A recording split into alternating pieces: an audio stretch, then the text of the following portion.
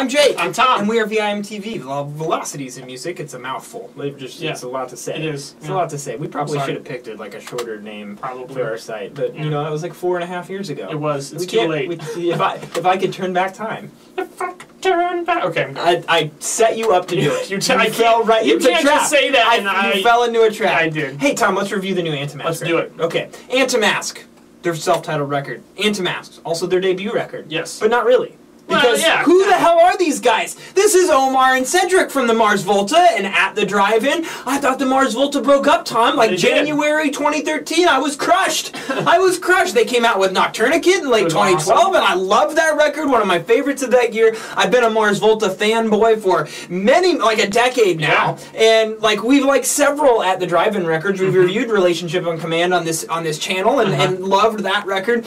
I mean, we're just big Omar and Cedric fans. Let's just face it. So now they broke up, citing stylistic differences, and then they've done some side stuff and other projects, and then all of a sudden, a couple months ago, we hear that there's this new project called Antemasque, and it's Omar and Cedric and Flea from the Red Hot Chili Peppers, who's just a contributing member. He's not one of the actual members, and all these technicalities and legal terms, but nevertheless. It's kind of like the Mars Volta. It kind of is. It's kind of a different form of the Mars Volta. And the way I kind of look at it, not a lot. I mean, there's probably some Mars Volta fans out there and Omar and Cedric fans out there who know a lot more about this. So if you could, please leave us comments if you know some more of the backstory than what we're getting at here. But basically, what we're gathering is that the overall progressive, aggressive sound of the Mars Volta had really kind of reached its limit. It was a project that lasted a decade, and really, what more could you do with that? Now, comparing that to the music of the Mars Volta, and At the Drive-In for that matter, to the music of Antemasque, I would say that the major shift in sound, you still have great instrumentation. It's still progressive rock influence. I hear a lot of Rush in the sound, a lot of classic rock like Led Zeppelin. Definitely classic rock. But really, it's all about the simplicity of these songs. Like where the Mars Volta had these huge, sprawling tracks that went everywhere. They were spastic in structure and in scope. Antemasque is the antithesis of that. These songs are short. They're usually an average of like 3 to 3.5 minutes in length. There's 10 tracks on this album. It's 34.5 minutes long.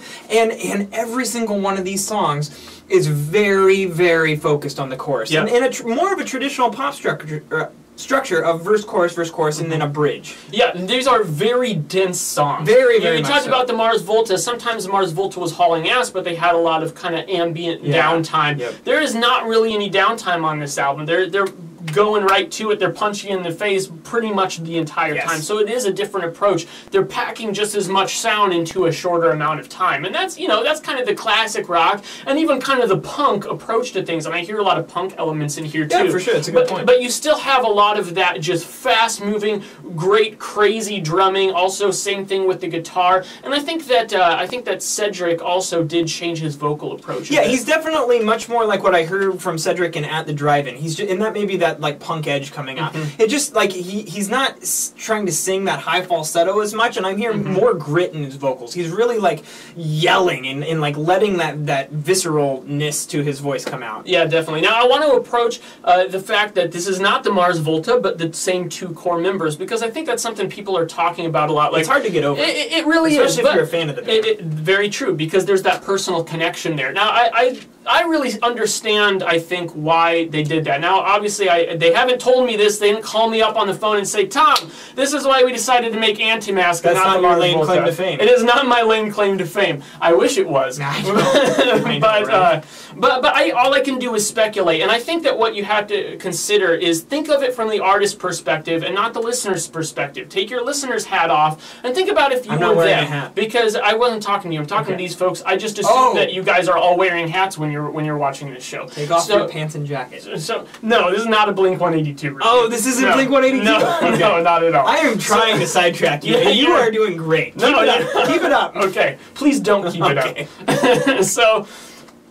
Thinking about it from the artist's perspective and not the listener's perspective, the Mars Volta could not have gone into the studio and made this record. If they were in the mental state of making a Mars Volta record, it would have turned out completely different. And when it comes to music, a name is everything. A name is not only the brand that listeners and fans identify the music with, but it also becomes very much a mindset that an artist can get stuck in. And sometimes to break that rut, you really have to force yourself into a different mode. And even if there's still a lot of sonic similarities to us as the listener, because it happens to be Omar and Cedric, that's only natural. But still, I guarantee you that those differences are huge to them, especially in the input, and not necessarily in the output of the sound, but what they're putting into these songs when they're writing them. It's a huge shift. And I would actually go one step further and say I actually think that the output is significantly different. Maybe yeah, it is. Because I would say Antemasque is much more stripped down. Yeah. You like any of the Mars Volta records, I think, had just so many layers of instrumentation that you had to dig through. And that's one of the things that I fell in love with about that band. This is, you have one guitar track, it's hauling ass the whole time. Flea's bass parts are incredible throughout this record. The drums are spastic and Cedric's vocals are as intense as ever. So like from an instrumentation and performance perspective, this album wowed the shit out of me. And I really enjoy it. And to this day, I've listened to this thing 5-6 times now. I can keep listening to that. I'm still going to appreciate the instrumentation every single time out because it's just at such a high quality level.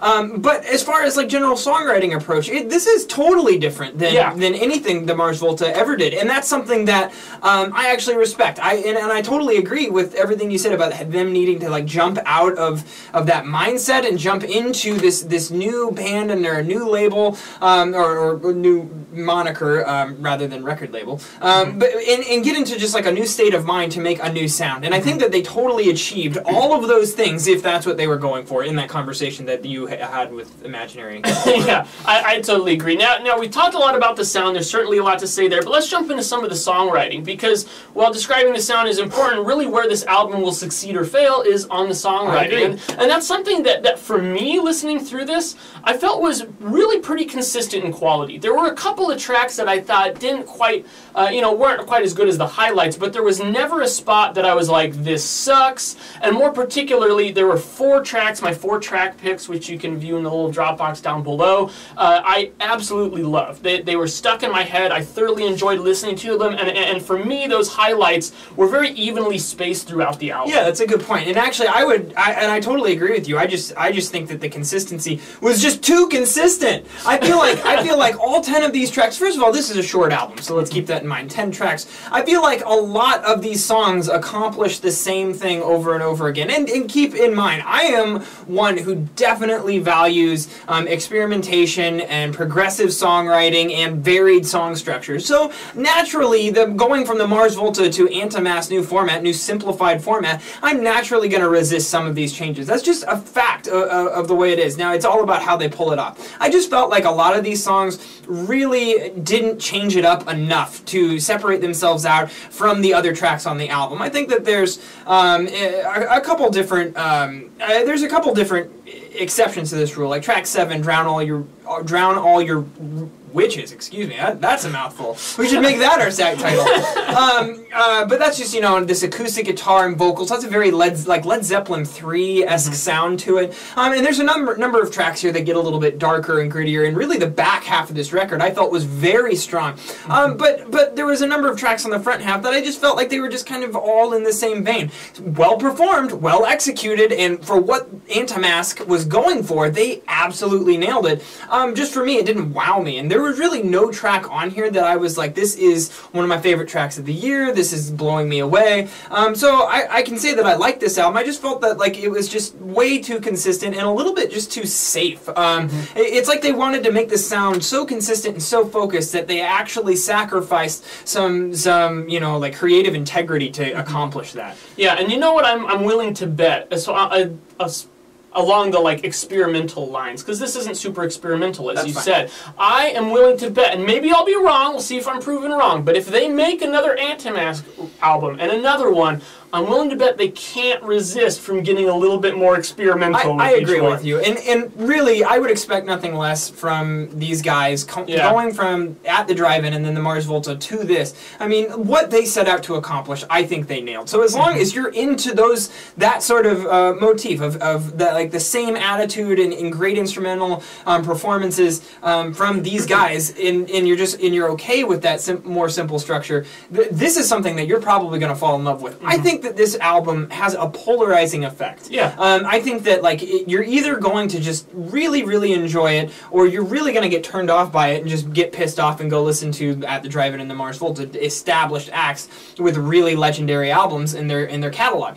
Antemasque is just getting started. This is a new idea, a new thing, and I think that for an experiment, it's very successful. Yeah. I'm just not in love with it. That's where I'm at. So where I say it's very polarizing, I feel kind of in the middle.